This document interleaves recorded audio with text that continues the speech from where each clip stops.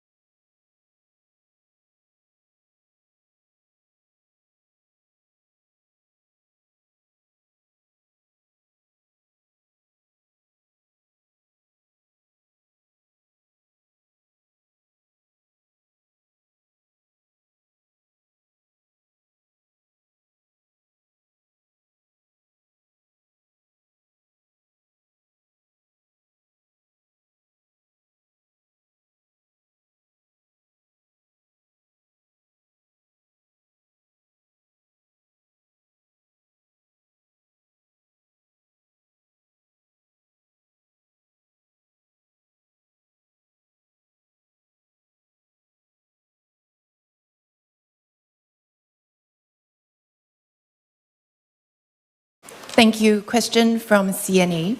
China has talked about its neighborhood diplomacy policy to build a secure and prosperous region.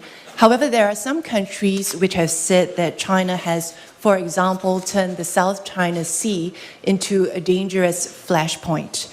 Given there are still unresolved issues in the region, how does China intend to respond to ensure that these tensions do not escalate and ensure stability in Asia? Is China concerned about the future prospects and ties with countries in the region? Thank you. 新加坡亚洲新闻台。中国表示，其周边外交政策旨在维护地区安全、推进地区繁荣，但有些国家认为中国把南海变成了一个危险的爆发点。本地区仍然存在一些未解决的问题，请问中方将如何应对，从而避免紧张局势升级，影响亚洲稳定？另外，中方对与周边国家关系前景是否感到担忧？谢谢。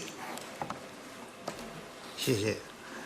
中国周边外交的基本方针就是坚持以邻为善、以邻为伴，坚持睦邻、安邻、富邻，突出体现亲诚惠容的理念。中国始终将周边置于中国外交全局的重要位置。10多年来，习近平主席出访足迹遍布周边各国，有力引领拓展睦邻友好格局。在各方的共同努力下，中国同地区国家一道，坚定不移走长期睦邻友好、共同发展繁荣的正确道路，推动构建人类命运共同体取得累累硕果。Thank you. The basic guideline in China's neighborhood diplomacy is to develop friendship and partnership with neighbors, foster an amicable, secure, and prosperous neighborhood, and uphold the principles of amity, sincerity, mutual benefit, and inclusiveness. China has given high priority to its neighboring countries in its overall diplomatic work. Over the past 10+ years, President Xi Jinping has visited many of China's neighbors, which has provided strong impetus in developing good neighborliness. With concerted efforts of various parties, China has joined hands with regional countries to keep to the right path of long-lasting good neighborliness and shared progress and prosperity. We have worked together to promote the building of a community with a shared future for mankind, and we produced a lot of fruits. 一是人类命运共同体理念深入人心，中国与周边国家的命运共同体建设在中南半岛、中亚地区实现了全覆盖，更为紧密的中国东盟命运共同体建设扎实推进。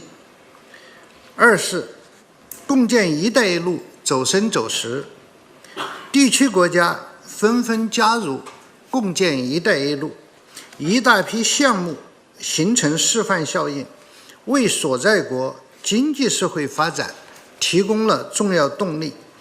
三是经贸合作蓬勃发展，中国与地区国家达成区域全面经济伙伴关系协定，建成全球规模最大、潜力最大的自贸区。中国与东盟以多年互为最大贸易伙伴，在全球化逆风中树立了合作的典范。First, the vision of a community with a shared future for mankind has taken deep roots. All countries in the Indochina Peninsula and Central Asia have committed to building a community with a shared future with China. A closer China-ASEAN community with a shared future is now advancing with good momentum. Second, Belt and Road cooperation has delivered more real benefits. Many regional countries have joined Belt and Road cooperation, and a large number of projects have served as models and become important drivers for social and economic development in respective countries. Third, economic and trade cooperation is booming. The Regional Comprehensive Economic Partnership Agreement was concluded between China and regional countries, forming the world's largest and most promising free trade area. China and ASEAN have been each other's largest trading partner for many years running, setting an example against the headwinds of anti-globalization. 你提到的有关南海问题，我要强调的是，中方将继续坚定维护自身的领土主权和海洋权益，同时愿同有关国家通过对话协商妥处有关问题，共同维护南海地区的和平与安宁。You mentioned the South China Sea. Let me stress that China will continue to firmly safeguard its territorial sovereignty and maritime rights and interests. At the same time, we will properly handle relevant issues with relevant countries through dialogue and consultation, and jointly safeguard peace and tranquility in the South China Sea.